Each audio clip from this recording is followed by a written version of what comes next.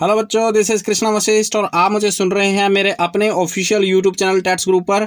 और आज हम करने वाले हैं एचटेट 2016 का क्वेश्चन पेपर, जहां पे मैं डिस्कस करूंगा सीडीपी सेक्शन, अच्छे से एक्सप्लेन करूंगा ऑप्शन को और सारे ऑप्शन को अच्छे से एक्सप्लेन करेंगे। लेवल 3 है ये, यानी कि पीजीटी। और याद रखना सीडीपी सेक्शन डिस्कस करने वाला हूं 2016 का। और इससे पहले अगर 2017 के क्वेश्चन पेपर आपने नहीं देखे हैं एचटेट के, जो पीआरटी लेवल है, टीजीटी लेवल है, अच्छी वीडियोस हैं, जाके देखें सबसे पहले और अपने कॉन्सेप्ट को क्लियर करें। आज मैं डिस्कस करने वाला हूं 2016 का क्वेश्चन पेपर, यानी कि चाइल्ड डेवलपमेंट एंड पेडागोजी। तो दोस्तों स्टार्ट करते हैं। सबसे पहले आप लोगों के सामने क्वेश्चन है। एक बात ध्यान रखना, अगर आप पीजीटी लेवल का क्वेश्चन पेपर सोल्व कर रहे हैं तो याद रखें हमेशा एडोलेसेंस के प्रोस्पेक्टिव को हमेशा याद रखना, यानी कि जो बच्चे 17, 18, 19 साल की उम्र के हैं उन्हीं बच्चों का दृष्टिकोण यहाँ पे यूज होता है। तो पहला क्वेश्चन आप लोगों के सामने है, to cooperate the adolescence it is essential to. पहला क्वेश्चन है आप लोगों के सामने, किशोर अवस्था में बालकों को सहयोग देने के लिए आवश्यक है। Option inspire, indicate his mistake, criticise him, do negative behaviour. तो कौन सा ऑप्शन यहाँ पे होगा? सबसे पहले क्वेश्चन को ध्यान से पढ़ो। किशोर अवस्था में बालकों को सहयोग देने के लिए आवश्यक है। देखो, ऐसा बच्चा जो किशोर अवस्था की स्टेज पे चल रहा है तो उसके लिए सबसे ज्यादा आवश्यक क्या है? अभिप्रेरणा, गलती निकालना, आलोचना करना या फिर नकारात्मक व्यवहार करना। तो दोस्तों इसका सिंपल सा आंसर हो जाएगा ऑप्शन नंबर फर्स्ट, यानी कि इंस्पायर करना। जी हाँ, बिल्कुल सही बात है। क्योंकि जो बच्चे, अगर आप टीचर हैं और ख़ास तौर पे अगर आप 11th 12th के बच्चों को पढ़ाते हैं तो उनका अपना एक अलग ही दृष्टिकोण होता है, एक अलग ही पर्सपेक्टिव होता है, ठीक है। तो उनको इंस्पायर करना ही बहुत बड़ी बात हो जाती है एक टीचर के लिए। और ऐसा नहीं है कि वो बच्चे सुनते नहीं हैं, सबसे बड़ी इंपॉर्टेंट चीज़, सबसे बड़ा प्लस पॉइंट ये है कि वो बच्चे सुनते हैं। क्योंकि छोटा बच्चा तो सुनेगा नहीं ना। छोटे बच्चे के लिए जब वो छोटा बच्चा सुनेगा नहीं तो उनको मोटिवेट करने का फ़ायदा नहीं होता है। लेकिन ऐसा बच्चा जो 11th 12th क्लास में पढ़ रहा है, अगर आप 10-15 मिनट उसको मोटिवेशन के ऊपर लेक्चर दोगे तो 15 मिनट जो है कॉन्स्टेंटली आपको सुनेगा। और ऐसी बात नहीं है, बच्चे इंस्पायर भी होते हैं। तो इसका जो राइट आंसर है वो इंस्पायर है। बाकी ऑप्शन नेगेटिव हैं सारे। इंडिकेट हिज मिस्टेक, उसकी मिस्टेक को बिल्कुल इंडिकेट मत करना। और आलोचना करना, ऐसा बिल्कुल भी मत करना, ठीक है। और नेगेटिव बिहेवियर, नकारात्मक बिहेवियर शो करना, बिल्कुल भी नहीं। इंस्पायर करना ये बहुत ही अच्छी बात है। एडोलेसेंस को जितना इंस्पायर किया जाए उतना ही कम होता है, ठीक है। नेक्स्ट मूव करते हैं क्वेश्चन नंबर 2 पे। एक बालक के समाजीकरण हेतु अध्यापक द्वारा अपनाई गई निम्नलिखित में से कौन सी प्रविधि उपयुक्त नहीं है? ठीक है। Which of the following is not a suitable technique used for teachers for socialising the child. तो बच्चे का देखो नहीं वाला ऑप्शन आपको चूज करना है इसमें, कि ऐसी टेक्निक जो बच्चों के सोशलाइजेशन के लिए करेक्ट नहीं है। तो वो कौन सी टेक्निक है? Direct teaching, identification, democratic discipline या फिर ओवर प्रोटेक्शन। तो इसका जो राइट आंसर है वो है ओवर प्रोटेक्शन। ओवर प्रोटेक्शन का मतलब हिंदी में होता है अति संरक्षण। अगर आप एक टीचर हैं तो बच्चे को ज़्यादा ओवर प्रोटेक्ट ना करें। अगर आप ओवर प्रोटेक्ट कर रहे हैं, ओवर प्रोटेक्ट का मतलब है कि एक बच्चे को, एक पर्टिकुलर बच्चे को आप फेवर कर रहे हैं, या फिर एक बच्चे को अपने पास बैठा रखा है कि भाई ठीक है आप दूसरे ग्रुप में ना जाओ, दूसरे मित्रों के साथ बातें ना करो। तो इससे होगा क्या कि वो बच्चा जो है कहीं ना कहीं दूसरों के साथ सोशलाइजेशन नहीं कर पाएगा। बच्चे का समाजीकरण कहीं ना कहीं कमज़ोर पड़ जाएगा, दूसरों के साथ वो जल्दी से डिसोल्व नहीं हो पाएगा, ठीक है। तो दोस्तों आपको ओवर प्रोटेक्ट चिल्ड्रन को कभी नहीं करना है, इससे कि उसके समाजीकरण में काफ़ी बाधा उत्पन्न हो जाएंगी। बाकी चीज़ें सही है यहाँ पे, जैसे डायरेक्ट टीचिंग आप कर सकते हो, आइडेंटिफिकेशन, डेमोक्रेटिक डिसिप्लिन कि भाई आपको प्रजातंत्रीय अनुशासन के बारे में उनको बता सकते हो, लेकिन बच्चे को ज़्यादा ओवर प्रोटेक्ट ना करें। क्वेश्चन नंबर 3 स्टार्ट करते हैं। इसके बाद, Which of the following is a wrong statement about emotions of an adolescence? संवेग को लेके आपको एक गलत कथन चूज करना है दिए गए 4 ऑप्शन में से। पहला ऑप्शन है emotional expressions are modified by learning. ठीक है, सेकंड ऑप्शन है इमोशंस आर परमानेंट। तो इसका जो राइट आंसर है वो है इमोशंस आर परमानेंट। ये एक गलत कथन है क्योंकि इमोशन जो है वो परमानेंट नहीं होते। इमोशन आर परमानेंट मतलब आप खुद ही बताएं कि इमोशन, सबसे पहले तो आप ये देखिए इमोशंस होते क्या हैं, संवेग क्या होते हैं। जैसे कि फियर एक इमोशन है जो कि स्थायी नहीं होता, याद रखना बच्चों। हैप्पीनेस एक इमोशन है या फिर सैडनेस एक इमोशन है जो कि कभी भी स्थायी नहीं होते, ये चेंज होते रहते हैं, आपको अच्छे तरीके से पता है। ठीक है, किशोर अवस्था में अगर कोई बच्चा चल रहा है तो वो कभी अति खुश आपको दिखेगा कि बहुत ज़्यादा खुशी है उसको, कभी वो बहुत ज़्यादा दुखी दिखेगा, कभी उसको काफ़ी ज़्यादा डर लगेगा, कभी वो बहुत ज़्यादा कॉन्फिडेंट महसूस करेगा। तो ये कुछ एग्जाम्पल मैंने आपको बताए जिससे कि आप पता लगा सकते हो कि इमोशंस कभी भी परमानेंट नहीं होते। तो इसमें से जो रॉन्ग कथन है, जो गलत कथन आपको निकालना है वो है इमोशंस आर परमानेंट, जो कि एक गलत स्टेटमेंट है। ठीक है, बात करते हैं क्वेश्चन नंबर 4 की। इंक्लूसिव एजुकेशन मीन्स, समाकित शिक्षा से तात्पर्य क्या है? जो आपकी समावेशी शिक्षा आप कह सकते हैं, उससे क्या तात्पर्य है, उसका अर्थ क्या है? देखो बच्चों, इसका जो अर्थ है वो ऑप्शन नंबर फर्स्ट इसका राइट आंसर है, व्यक्तिगत भिन्नताओं को सामान्य कक्ष में पूरा करना। अब देखो इसका मतलब मैं आपको समझाता हूँ, इसका मतलब क्या है, ध्यान से समझना। जैसे मान लो आप एक टीचर हैं और आपके कक्षा में टोटल बच्चे पढ़ रहे हैं, 20 बच्चे पढ़ रहे हैं। ठीक है, टोटल कितने बच्चे पढ़ रहे हैं? 20। आपने आइडेंटिफाई कर लिया है कि 5 बच्चे ऐसे हैं जो कि बिल्कुल भी, जिनका पढ़ाई में बिल्कुल भी ध्यान नहीं लगता। ठीक है, बाकी 15 बच्चे से आपको कोई प्रॉब्लम नहीं है, वो बच्चा अच्छा पढ़ लेते हैं। ठीक है, 5 बच्चे ऐसे हैं जो कि बिल्कुल मतलब ऐसे हैं कि आप कुछ भी समझाओ उनको कुछ भी समझ में नहीं आता। अब ये है इंडिविजुअल डिफरेंस। सबसे पहले आप देखो, इसे कहेंगे इंडिविजुअल डिफरेंस, कि 5 बच्चे समझ नहीं पा रहे हैं। ऐसे नहीं है कि वो बच्चे जो है कोशिश नहीं करते हैं, हो सकता है कि उनमें से 3-4 बच्चे कोशिश करते हो, लोग उनको समझ में नहीं आता है। 15 बच्चे जो हैं अच्छे से समझ पाते हैं। तो ये इंडिविजुअल डिफरेंसेस हैं, मतलब व्यक्तिगत भिन्नता है। अब इसको आप कैसे काउंटर करोगे? आप उसी क्लासरूम के अंदर ही इसको काउंटर करोगे। ठीक है, आप कुछ भी करो, आप प्रिंसिपल सर को तो जाके ये नहीं कहोगे ना उन 5 बच्चों के लिए अलग से मेरे को रूम दे दो, उनकी क्लास मेरे को अलग से लगानी है, क्योंकि अगर आप ऐसा करते हो तो कहीं ना कहीं आप सैग्रीगेट कर रहे हो बच्चों को। सैग्रीगेट नहीं करना है हमें, segregation is not allowed in psychology, और वो अच्छा भी नहीं होता है। तो कहीं ना कहीं अगर आपने बच्चों को अलग कर दिया तो बच्चे ये सोचेंगे कि यार हमें इसलिए अलग किया है टीचर ने कि हमें कुछ नहीं आता, और हीन भावना उनके अंदर जागृत हो सकती है। तो आपको क्या करना है, आपके लिए चैलेंज है कि 20 के 20 बच्चों की जो इंडिविजुअल डिफरेंसेस की जो कंप्लीट नीड है, आपको उसी सेम यानी कॉमन क्लासरूम के अंदर ही खत्म करनी है, निपटानी है। ठीक है, समझ में आ गई बात आपको? ठीक है, चलो सर आगे चलते हैं। बिल्कुल, बहुत अच्छा। नेक्स्ट क्वेश्चन है आपका क्वेश्चन नंबर 5 आपके सामने है, देखो स्क्रीन पर और जल्दी से आंसर करने की कोशिश करो। In adolescence behaviour and attitude are affected mostly by, किशोर अवस्था में व्यवहार व मनोवृत्ति पर सबसे ज़्यादा प्रभाव पड़ता है शिक्षक का, माता पिता का, संगी साथियों का, चलचित्रों का। संगी साथियों का मतलब है पीयर ग्रुप्स। ठीक है, तो बताइए कि बच्चा जो है एडोलेसेंस है, उसके मनोवृत्ति पे या फिर उसके बिहेवियर पे सबसे ज़्यादा प्रभाव किसका पड़ता है? तो इसका जो राइट आंसर है वो है option number 3। Option number 3 is the right answer. देखो, बच्चों की मनोवृत्ति यानी कि एटीट्यूड, बच्चों के बिहेवियर पे सबसे ज़्यादा असर पड़ता है उसके संगी संबंधी यानी कि उसकी कंपनी, जिस कंपनी के साथ वो रहता है। ठीक है, जैसे बच्चे के विचार होंगे वैसे ही बच्चे अपनी कंपनी बनाएंगे, वैसे ही बच्चे अपने पीयर ग्रुप्स को कंस्ट्रक्ट करेंगे। ठीक है, आपने ध्यान दिया होगा एडोलेसेंस जो बच्चे होते हैं जिनकी एज जो है 17, 18, 19 साल के लगभग होती है, ऐसे बच्चे पेरेंट्स के साथ और टीचर के साथ बैठना पसंद ही नहीं करते हैं। ठीक है, टीचर से वैसे ही कटते हैं वो, पेरेंट्स बार बार पढ़ाई के लिए बोलते रहते हैं तो वो पेरेंट्स के साथ बिल्कुल भी नहीं बैठते हैं। ठीक है, पीयर ग्रुप्स की ज़्यादा उनकी तवज्जो रहती है कि वह अपने दोस्तों की बातें ज़्यादा तवज्जो देते हैं, दोस्तों की बातों को ज़्यादा वो सुनते हैं, ठीक है।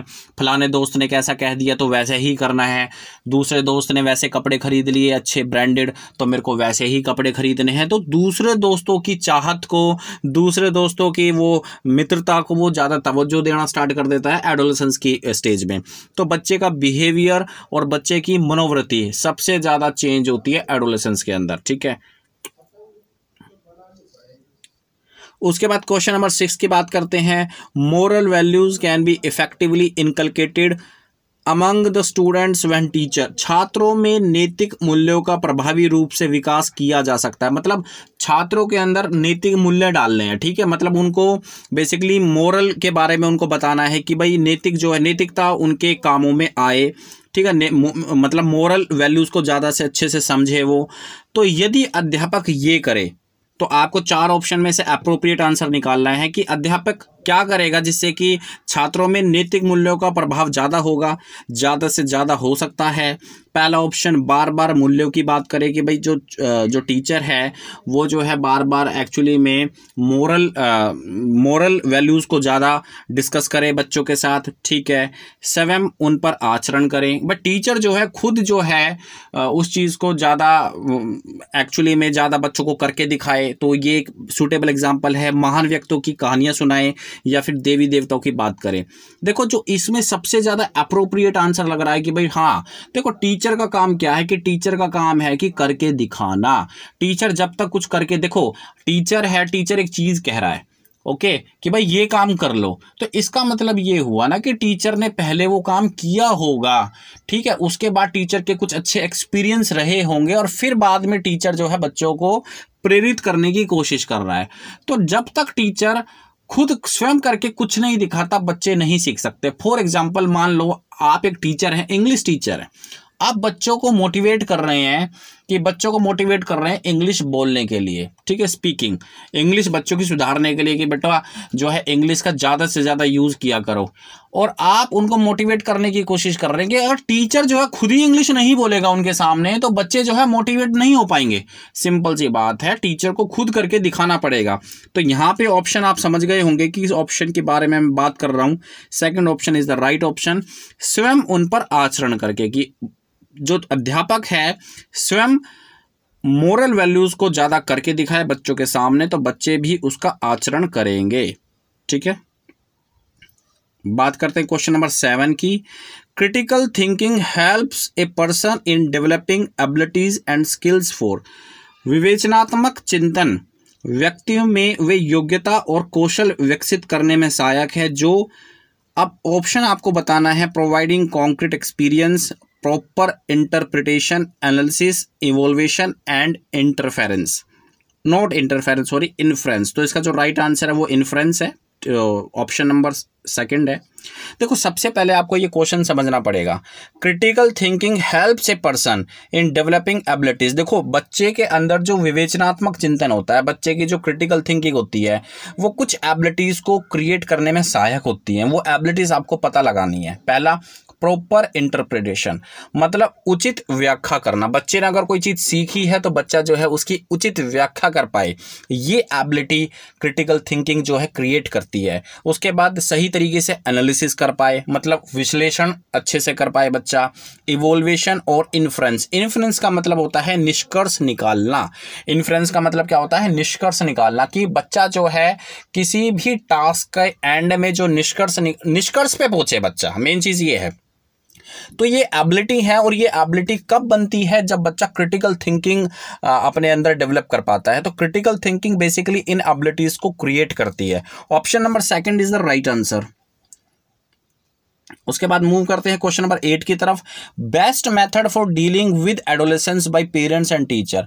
देखो बच्चों, जो एडोलेसेंस बच्चे होते हैं ना, जो किशोर अवस्था की स्टेज में चल रहे होते हैं, उन बच्चों के साथ अच्छे से डीलिंग पेरेंट्स और टीचर कर पाएंगे कौन सा मेथड यूज करना है, ऑटोक्रेटिक, परमिसिव, डेमोक्रेटिक या फिर restrictive.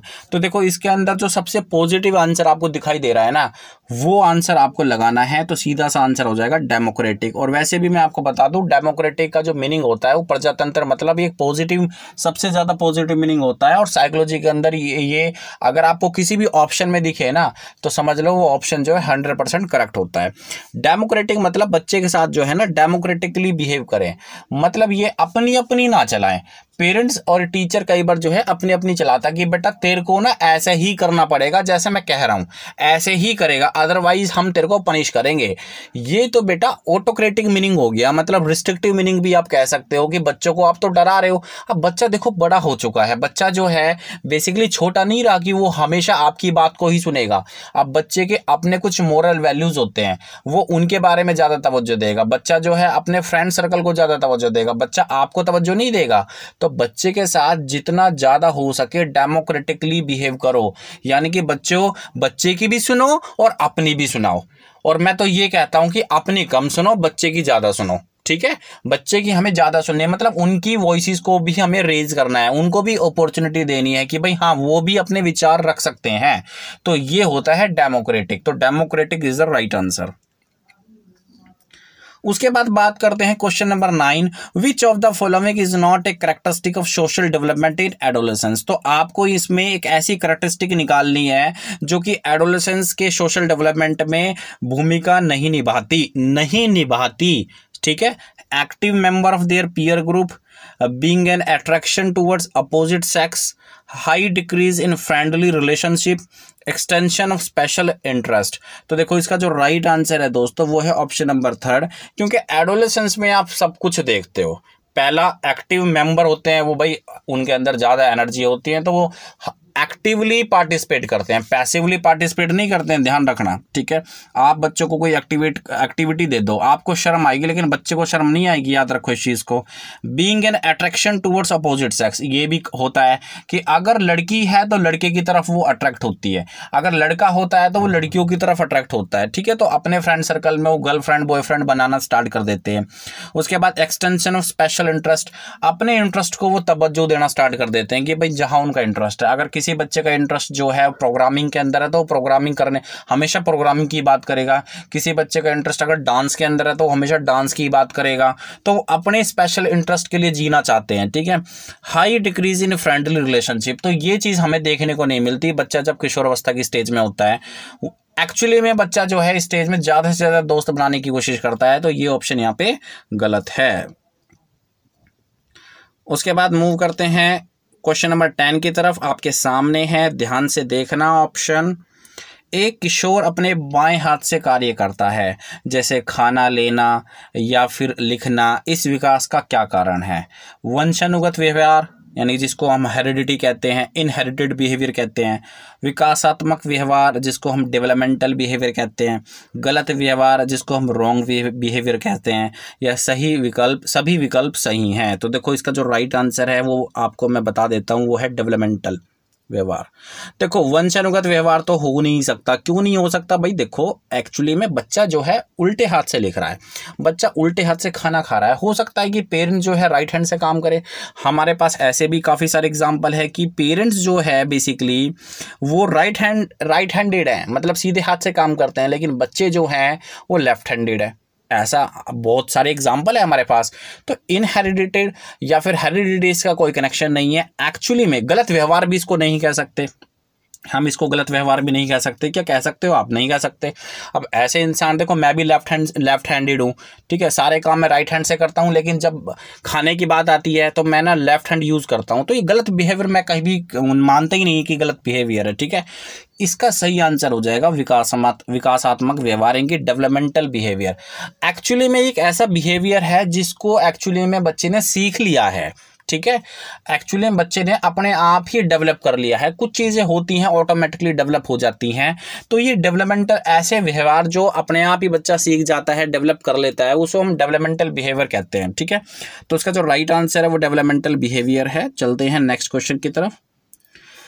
Dyscalculia is a problem related to the problem of, भाई देखो कितना सिंपल सा क्वेश्चन है। डिसकैलकुलिया आपको पता ही होगा। डिसकैलकुलिया क्या होता है? ऐसी डिसेबिलिटी होती है जो कि बच्चों को मैथमेटिक्स के अंदर होती है, ठीक है। मतलब कैलकुलिया आ गया ना, कैलकुलिया मतलब कैलकुलेशन, समझ रहे हो ना बात को? कैलकुलेशन मतलब नंबर्स को ऐड करना, सब्ट्रैक्शन करना, मतलब ऐसी डिसेबिलिटी जो कि मैथ गणित से रिलेटेड है।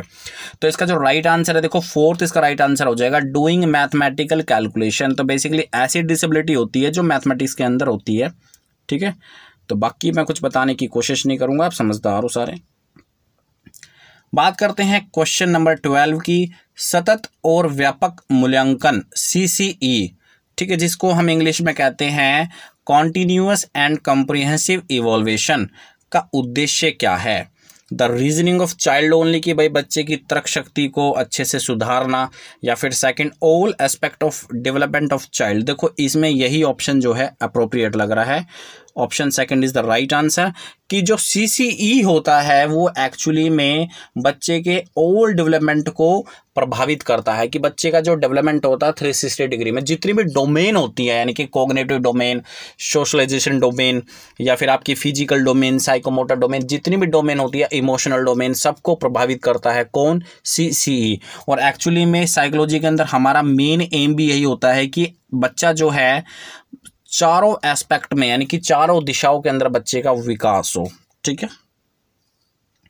बात करते हैं क्वेश्चन नंबर 13 की, विच of the following is not A trait ability of creative child? इनमें से कौन सी सृजनात्मक बालक की विशेषता नहीं है? एलिब्रेशन, बिल्कुल सही बात है, ये उसकी विशेषता है। ओरिजिनलिटी मतलब मौलिकता, मतलब जो भी आइडियाज़ वो रखे हो बिल्कुल न्यू हो, या फिर नवीनता होती है उसके आइडिया में, मतलब आइडियाज़ के अंदर न्यू आइडियाज़ होते हैं।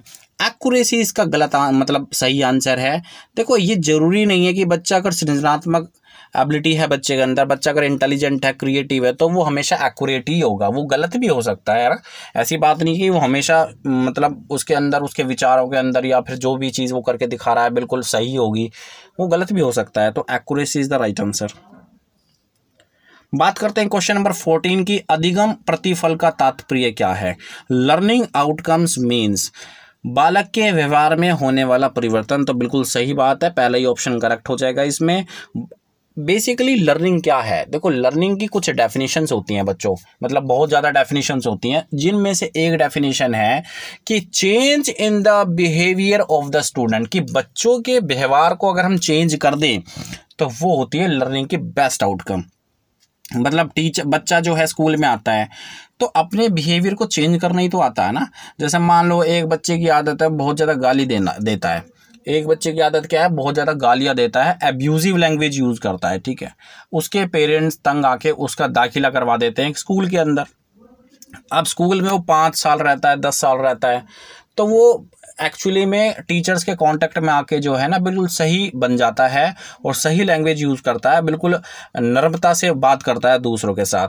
तो देखो उसका बिहेवियर चेंज हो गया ना, उसका बिहेवियर चेंज कर दिया टीचर्स ने, स्कूल ने चेंज कर दिया, स्टडी ने चेंज कर दिया, कुछ भी कह सकते हैं।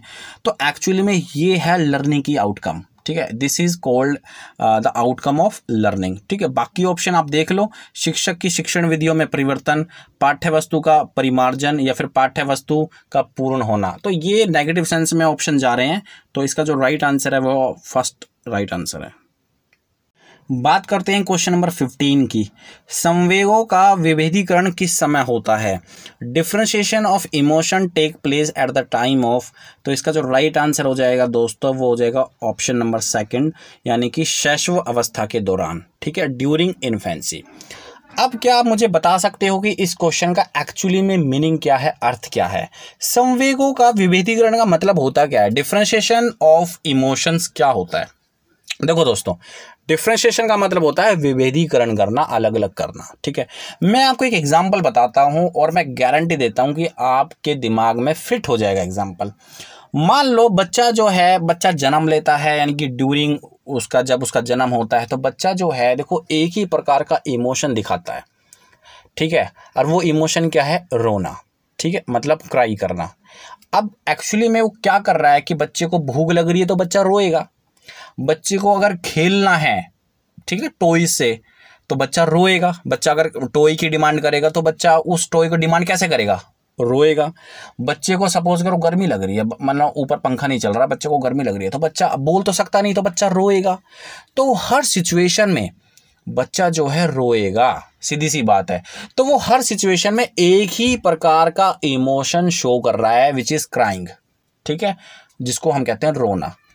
अब यानी कि उसको इमोशन का डिफ्रेंशिएशन करना नहीं आ रहा है, इमोशन का डिफ्रेंशिएशन वो डेवलप नहीं कर पाया है। एक्चुअली में जैसे बच्चा शैशवावस्था के अंदर आता है तो बच्चा जो है धीरे धीरे इमोशन का डिफ्रेंशिएशन करना सीख जाता है।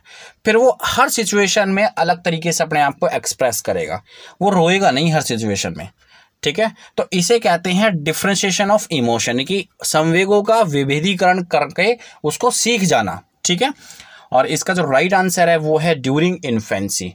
तो दोस्तों ये थे टोटल 15 क्वेश्चन, 1 से लेके 15। एचटेट का क्वेश्चन पेपर है 2016 का ये क्वेश्चन पेपर है, और ये पीजीटी लेवल है। पीजीटी लेवल का आज हमने डिस्कस किया है सीडीपी सेक्शन, ठीक है। और मैं अपने चैनल पर सीडीपी सेक्शन ही डिस्कस करता हूँ। थैंक यू वेरी मच इस वीडियो को देखने के लिए। नेक्स्ट वीडियो में आऊँगा टोटल 15 क्वेश्चन लेके, यानी कि क्वेश्चन नंबर 16 से लेके क्वेश्चन नंबर 30 तक।